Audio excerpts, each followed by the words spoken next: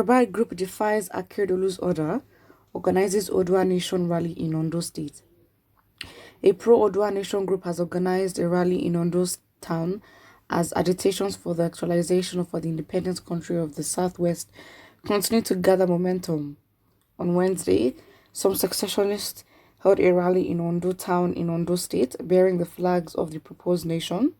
A Twitter post on Oduduwa Republic page read, Oduduwa Nation rally through Ondo town yesterday, 14th April 2021. This is despite a warning from Governor Rotimi Akeredolu of Ondo State that secessionists should stay away from the state.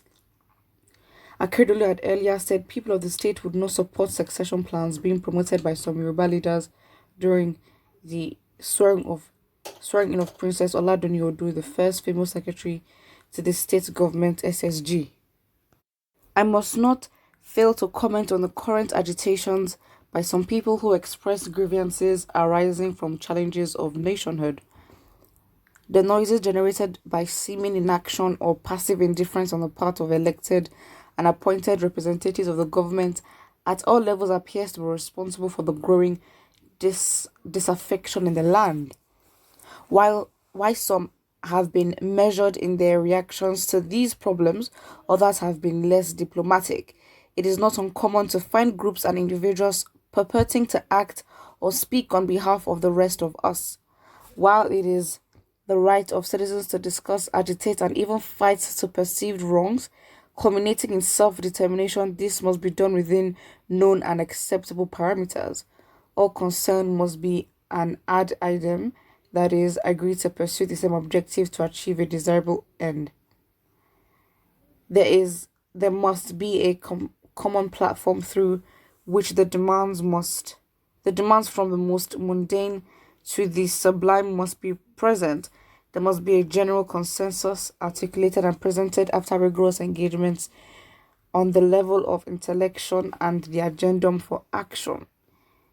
The reasons for the declaration of hostilities, so you call that hostility, must be fleeting fancies of disaffection endangered by perceived politics of exclusion for personal benefit. Self-determination must be a collective program of action. I love how you're having all these demands. Imagine if the citizens had these demands for you to step up to, because you're not saying anything. You're just speaking huge words. So he then says, I state unequivocally as the governor of Ondo State, elected by the people to serve them and protect the interests that our people have elected to stay in the Federal Republic of Nigeria as constituted as present. So what would happen? Let's say the whole of Ondo says, we don't want to be part of, we want our own land. What would he do then? Well, he continues and says, we recognize that there are reasons to demand that certain anomalies be put right. We will continue to encourage dialogue as an effective tool in resolving disputes. We will also not shy from joining others on socio-economic justice. We will, however, not subscribe to banditry and recklessness in putting forth our demands. Consequently, no part of the entire state known and delineated as Ondo State shall permit any gathering on agitation which may suggest, however remotely, that we are in support of unthinking rabble-rousing. We will not be led to assured annihilation by anyone or a group of people still smarting from the electoral defeat of recent times and presumed exclusion from the process of decision-making. Our people are knowledgeable enough to determine their interests at any point. If and when they consider self-determination an option, they will not depend on external promptings to act. But how do you know they're based on external promptings? What if external promptings are the things that the people need for them to realize that, maybe self-determination is something that is in our best interest? So lastly, he says that is why we are different. This is why we are who we are, and that is how it's going to be, the governor had said. But you can't say that you don't want to propose. What if it's through external influence? Because again, everyone is driven by influence. What if the people of Ondo State said, you know what, we support the movement, and they join in the movement for self-actualization? Then what will you do then? Because I think that's what we need to ask. Somebody says calling for succession is calling for the unity of oppressors. Exactly. We should look forward to their unity against Oduduwa and Biafra like never before. Succession doesn't look like something that can come in peace. It will never. Politicians may never allow it to be peaceful. Absolutely. And I think that, it just gives Nigerians, when you're if your mindset is in that of, achieving self-determination, like, Dua or Biafra, you would actually have to understand that, what, the stakeholders are just not Nigerians. And if you think that the stakeholders are Nigerians only, that is a huge, yeah, because we have our internal and external oppressors. Let's get that even straight. Someone says only criminals will be against the freedom of people. Nigeria has been a fraud from the foundation. Exactly. Only fraudsters want it perpetuated.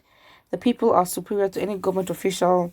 The people are even superior to that fraudulent document called the Constitution. OMG. The earlier politicians know this, the better for them. But they know it. And I think that constitution, it's a scam in so many ways. Because again, if the people didn't come together to deliberate, this is how we want to be ruled, it is not a reflection of the people. Therefore, the respect that you're demanding the people have, or that they should naturally have, will not be forthcoming. That's it. But yeah, I just think that this is not my personal opinion. I have no proof to back it up. This is what I personally think. I think that it's very, very strange, because if you're gonna sign, again, for us to be independent at that time, all parties have had to sign internally that, what, this is what we're gonna do. And you signed documents with the British. We were given our independence. So I'm thinking, where's the contract that stated what our independence would be, and on what basis? Why did we get independence? You know what I mean? Because again, losing Nigeria or losing any colonies from Great Britain it's not an economically tactical move. So it's not like, okay, fine. Why? That's on the side. But then why is it that even after we got independence, not 6-7 years later, Biafra, now there was a war? So why is it that if you sign a contract and the contract now says we're going to be independent, was there something that said that, what, everybody will go their own way? Because why would it be that after independence, Biafra already started and we're like, what, let's succeed? And obviously everyone is now changing their tone when they previously came from something. So why would it be that it would be so pressurizing that 6-7 years later there was a war? I think that's suspicious. Maybe Nigeria itself, I don't know. I don't know what basis to get our independence or our name as a nation, but what if there was a plan that, what, we'll get our independence first and then we would succeed? I think these documents need to be found and they need to reflect. Because again, I think it's all files, it's all contracts. We need to go back and see how we can dismantle that. Put what I think in the comment section below, and don't forget to like and subscribe.